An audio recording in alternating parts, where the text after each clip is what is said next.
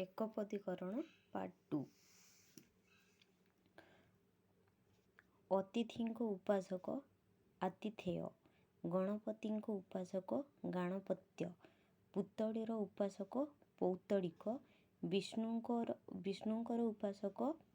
ବୈଷ୍ଣବ, ବୁଧଙ୍କର ଉପାସକ ବୌଦ୍ଧ, ବ୍ରହ୍ମାଙ୍କର ଉପାସକ ବ୍ରାହ୍ମ, ଶକ୍ତିଙ୍କର ଉପାସକ ଶାକ୍ତ, ଶିବଙ୍କର ଉପାସକ ଶୈବ, ସୂର୍ଯ୍ୟଙ୍କର ଉପାସକ ସୌର, ସ୍ତ୍ରୀର ଭକ୍ତ ସ୍ତ୍ରୀଣ। ଅଳଙ୍କାର ଶାସ୍ତ୍ରରେ ପଣ୍ଡିତ ଆଳଙ୍କାରିକ, ଇତିହାସରେ ପଣ୍ଡିତ ଐତିହାସିକ, ତର୍କଶାସ୍ତ୍ରରେ ପଣ୍ଡିତ ତାର୍କିକ, ଦର୍ଶନ ଶାସ୍ତ୍ରରେ ପଣ୍ଡିତ ଦାର୍ଶନିକ, ନ୍ୟାୟଶାସ୍ତ୍ରରେ ପଣ୍ଡିତ ନୈୟାୟିକ, ବେଦାନ୍ତ ଶାସ୍ତ୍ରରେ ପଣ୍ଡିତ ବୈଦାନ୍ତିକ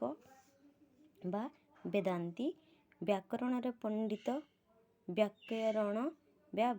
ବ୍ୟାକରଣବିଦ୍, ବିଜ୍ଞାନ ଶାସ୍ତ୍ରରେ ନିପୁଣ ବୈଜ୍ଞାନିକ, ସାହିତ୍ୟ ଶାସ୍ତ୍ରରେ ପଣ୍ଡିତ ସାହିତ୍ୟକ, ସ୍ମୃତି ଶାସ୍ତ୍ରରେ ପଣ୍ଡିତ ସ୍ମାର୍ତ, ଗଣିତ ଶାସ୍ତ୍ରରେ ନିପୁଣ ଗାଣିତିକ ବା ଗଣିତଜ୍ଞ, ଜ୍ୟୋତିଷ ଶାସ୍ତ୍ରରେ ନିପୁଣ ଜ୍ୟୋତିର୍ବିଦ୍ ବା ଜ୍ୟୋତିଷ, ବ୍ରହ୍ମଙ୍କ ସମ୍ବନ୍ଧରେ ଜ୍ଞାନୀ ବ୍ରାହ୍ମଣ, ଯାହାର ତନ୍ତ୍ରରେ ଜ୍ଞାନ ଅଛି ତାନ୍ତ୍ରିକ ବା ତନ୍ତ୍ରବିଦ୍, ଯାହାର ବେଦରେ ଜ୍ଞାନ ଅଛି ବେଦଜ୍ଞ ବା ବେଦବିଦ୍, ଯାହାର ମନ୍ତ୍ରରେ ଜ୍ଞାନ ଅଛି ମାନ୍ତ୍ରିକ ବା ମନ୍ତ୍ରବିଦ୍, ଯାହାର ଯଜ୍ଞରେ ଜ୍ଞାନ ଅଛି ଯାଜ୍ଞିକ ବା ଯଜ୍ଞବିଦ୍, ଯିଏ ଆଲୋଚନା କରନ୍ତି ଆଲୋଚକ, ଯିଏ ଉପଭୋଗ କରନ୍ତି ଉପଭୋକ୍ତା, ଯିଏ କଥା ସୃଷ୍ଟି କରନ୍ତି କଥାକାର, ଯିଏ କଳା ସୃଷ୍ଟି କରନ୍ତି କଳାକାର, ଯିଏ କାବ୍ୟ ସୃଷ୍ଟି କରନ୍ତି କାବ୍ୟକାର, ଯିଏ ଗ୍ରନ୍ଥ ସୃଷ୍ଟି କରନ୍ତି ଗ୍ରନ୍ଥକାର, ଯିଏ ଗ୍ରହଣ କରେ ସେ ଗ୍ରହୀତା, ଯିଏ ଗର୍ଭରେ ଧରେ ଗର୍ଭଧାରିଣୀ।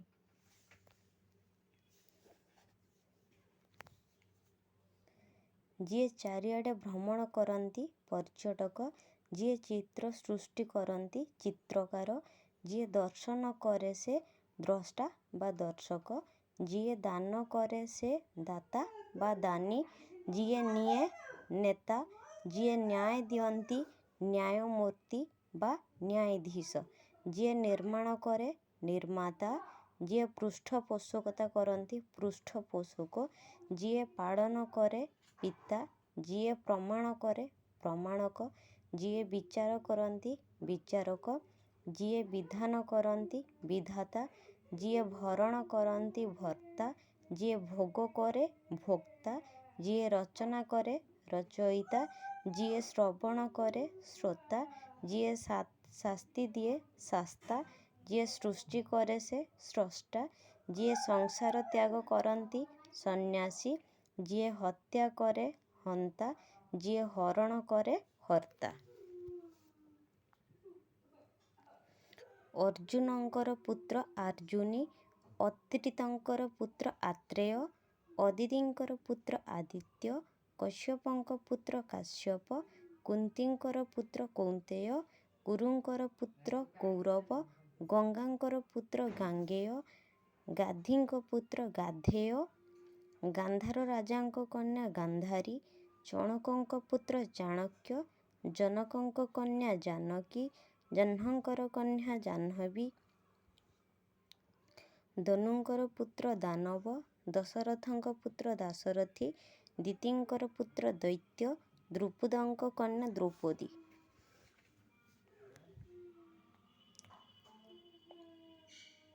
ଦ୍ରୋଣଙ୍କର ପୁତ୍ର ଦ୍ରୋଣୀ, ଧୃତରାଷ୍ଟ୍ରଙ୍କ ପୁତ୍ର ଧାର୍ତରାଷ୍ଟ୍ର, ନିକଷାର ପୁତ୍ର ନୈକେଶୟ, ପାଣ୍ଡୁଙ୍କର ପୁତ୍ର ପାଣ୍ଡବ, ପୃଥାଙ୍କର ପୁତ୍ର ପାର୍ଥ, ବଦରଙ୍କ ପୁତ୍ର ବାଦରାୟଣ, ବସୁଦେବଙ୍କ ପୁତ୍ର ବାସୁଦେବ, ବିଦେହ ରାଜାଙ୍କ କନ୍ୟା ବୈଦେହୀ, ବିନୀତାଙ୍କ ପୁତ୍ର ବୈନତେୟ, ବିଶ୍ରବାଙ୍କ ପୁତ୍ର ବୈଶ୍ରବଣ, ଭୃଗୁଙ୍କର ପୁତ୍ର ଭାର୍ଗବ, ମନୁଙ୍କର ପୁତ୍ର ମାନବ ବା ମନୁଷ୍ୟ, ମୃତାଣଙ୍କର ପୁତ୍ର ମାର୍ତ୍ତଣ୍ଡ, ମାର୍ତ୍ତଣ୍ଡର ସୂର୍ଯ୍ୟକୁ ମଧ୍ୟ ମାର୍ତ୍ତଣ୍ଡ କହନ୍ତି, ମେନକାଙ୍କ ପୁତ୍ର ମୈନାକାୟ, ଯଦୁଙ୍କର ପୁତ୍ର ଯାଦବ, ରଘୁଙ୍କର ପୁତ୍ର ରାଘବ, ରାଧାଙ୍କର ପୁତ୍ର ରାଧେୟ, ସୁରବଂଶର ପୁତ୍ର ସୌରୀ, ସୁମିତ୍ରାଙ୍କ ପୁତ୍ର ସୌମିତ୍ରୀ, ବିମାତର ପୁତ୍ର ବୈମାତ୍ରେୟ, ଭଗିନୀର ପୁତ୍ର ଭାଗିନେୟ, ରାଜନଙ୍କ ପୁତ୍ର ରାଜନ୍ୟ। କୁମାରର ଅବସ୍ଥା କୌମାର୍ଯ୍ୟ, କୃପଣର ପ୍ରକୃତି କାର୍ପଣ୍ୟ, ଚୌରର କାର୍ଯ୍ୟ ଚୌର୍ଯ୍ୟ, ଦୂତର କାର୍ଯ୍ୟ ଦୌତ୍ୟ, ପିତାଙ୍କର ଭ୍ରାତା ପିତୃବ୍ୟ,